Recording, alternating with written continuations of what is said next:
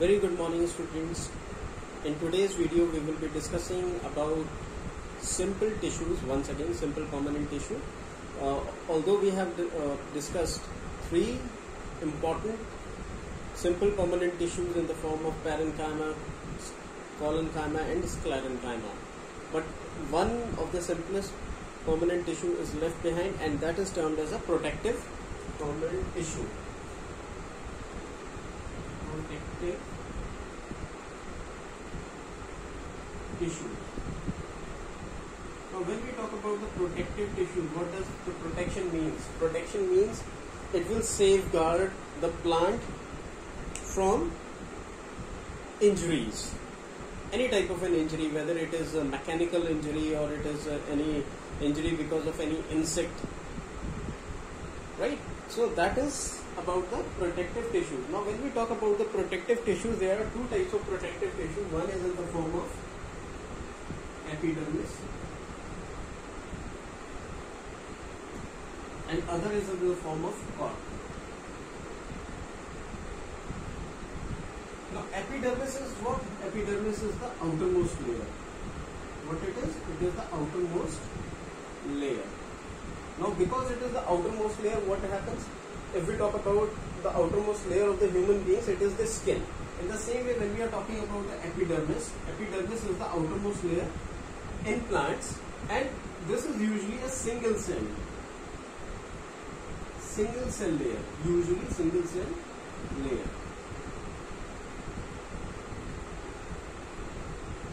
Single cell layer. Now when I am talking about a single cell layer, it means that the cells are compactly arranged, right? They are compactly arranged.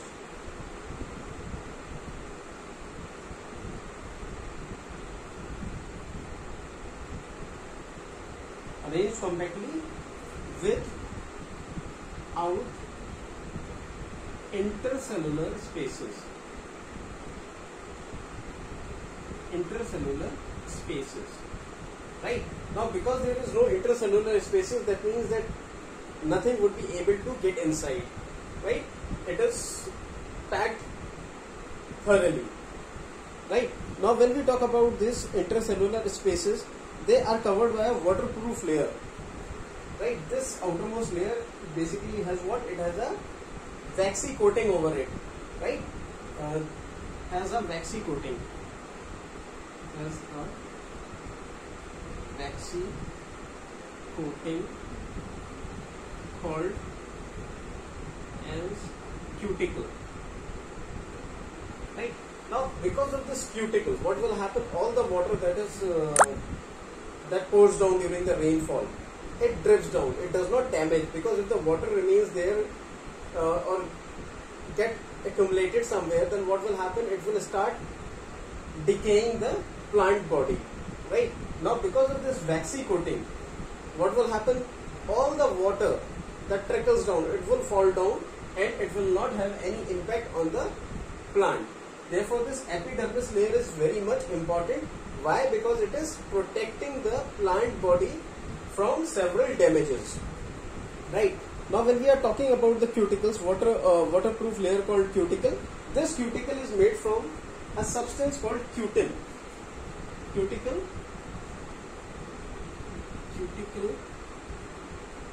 made from a substance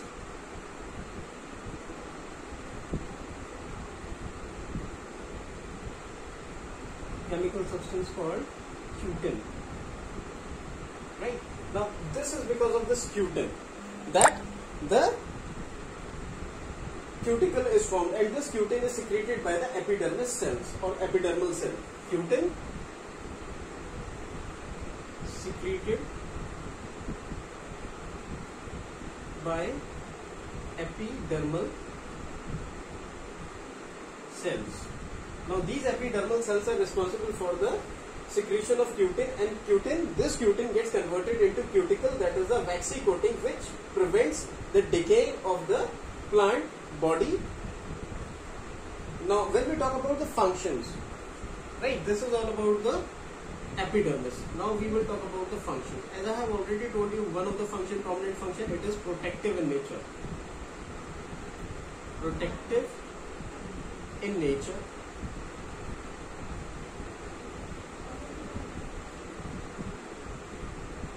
absorbs mechanical shocks.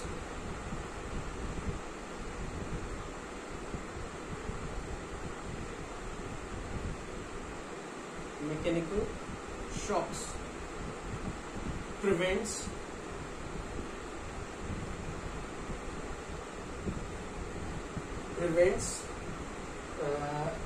desiccation, prevents desiccation and infections also, because it is protective in nature. Prevents desiccation and infection. Desiccation and infection. Prevents desiccation and infection. Protective in nature, absorbs mechanical shocks. In some areas, when we talk about the deserts, right? When we talk about the desert area, in desert or dry conditions,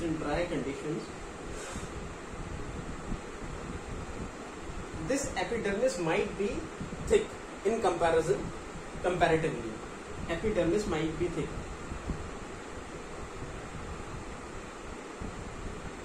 Might be thick. Why? To prevent water loss.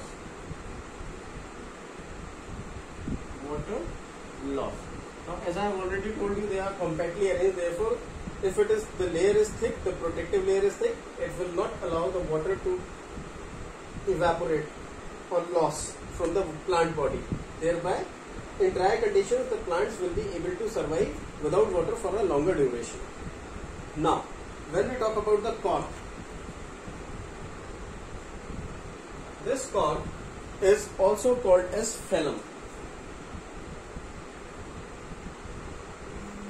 And this phloem gives rise to cork cambium.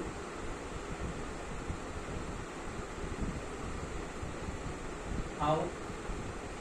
Now, if we talk about the epidermis, because the plants are always growing, we have learnt in the chapter cell that the plants are continuously growing until and unless they are cut down or chopped down. So, what will happen to this epidermis? This epidermis will come inside and a new layer, protective layer, will be formed when it is damaged. With the passage of the time, what will happen? There will be some wear and tear with this epidermis layer and a new layer will be formed. Subsequently, where it will be formed over the old layer. Just like if we talk about the skin, right? If we have a cut, what happens? The skin regenerates over it. A new layer comes over it, right? In the same way, when we talk about its snake, they completely worn out the old skin when it has gone enough wear and tear. They change their skin, right? In the same way, when we are talking about the cork basically is derived or developed from this epidermis itself. When epidermis is damaged, then what happens? It comes inside and a new layer, protective layer in the form of epidermis layer is formed again. Now this epidermis layer, that is worn and torn layer, it gets compact together. There is a circle. If we talk about the circles, if we talk about the layers, this is the cork, right? You might have seen these type of rings inside the trunk of a tree. When the tree is quite old, you will find that layers. These are what? These are the cork cambium. These are the layers of epidermis which have finally have become cork. Now, when we talk about the cork, now as they grow old, the epidermis of the plants gets replaced by the secondary meristematic stem, that is meristematic, that is in the form of cork cambium. Now it gets converted into cork cambium, secondary cork cambium. Now outside the cell there is, if we talk about them, they are irregular shaped. These cells are what? These cells are irregular shaped, right? These are irregular shaped, and there is no intracellular spaces again. No intracellular spaces.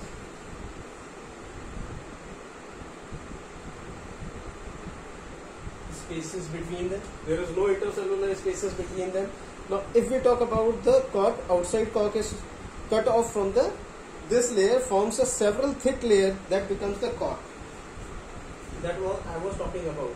These layers, they cut off and then they become, finally they become a cork, right? And if we talk about the cork, these cells are dead. Cork is a dead cell. So if we talk about the epidermis, they are living cells because they are continuously growing. If there is a normal wear and tear, they will regenerate once again. But when we talk about the cork, they are dead cells, right? Irregular.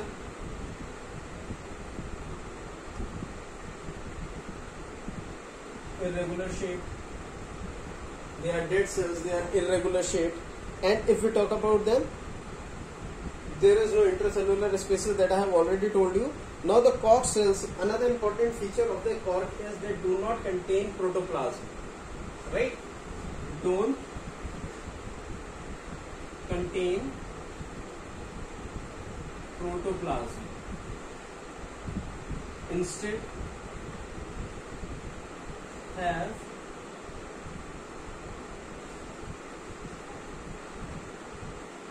resin in them, right? Protoplasm is not present in them, but the resin is present in them. Now what happens, because when we are talking about the resin, what does it do? It helps them to bind together. This resin is doing what? It is helping them, these cells, to bind together, right? So they are dead cells, they are made from the dead cells, they are irregular or rectangular in shape. They can be rectangular too. Irregular or rectangular in shape, right? Now when we talk about the functions of cork. Now if we talk about the functions of the cork, what they do, the corks are they are protective in nature, just like the epidermis. Protective in nature, right? They are protective in nature. Apart from that, what it does, it also protects them from the infection and mechanical injury. Protects from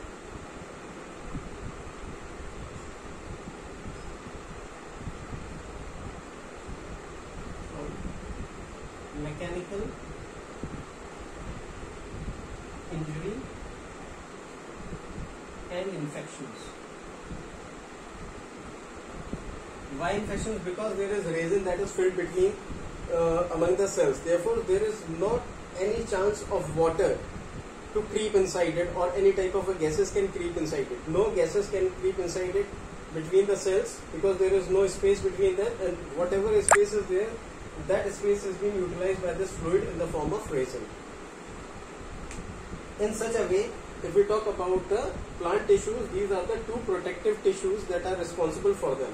Now, if you will ask me where are they placed, so this is a rough diagram. These are the guard cells, right? Here we have what? We have the guard cells. These are what? These are guard cells. This is the layer, epidermal layer. Very thin layer it is, right? Epidermis.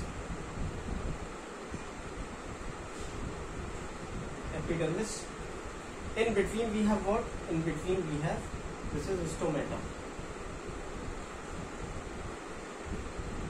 right? So this is a kind of a diagram that is there in order to make you understand the role of the protective tissue. Now epidermis is the protective covering that is surrounding the whole plant, and there is this tiny openings in between everywhere.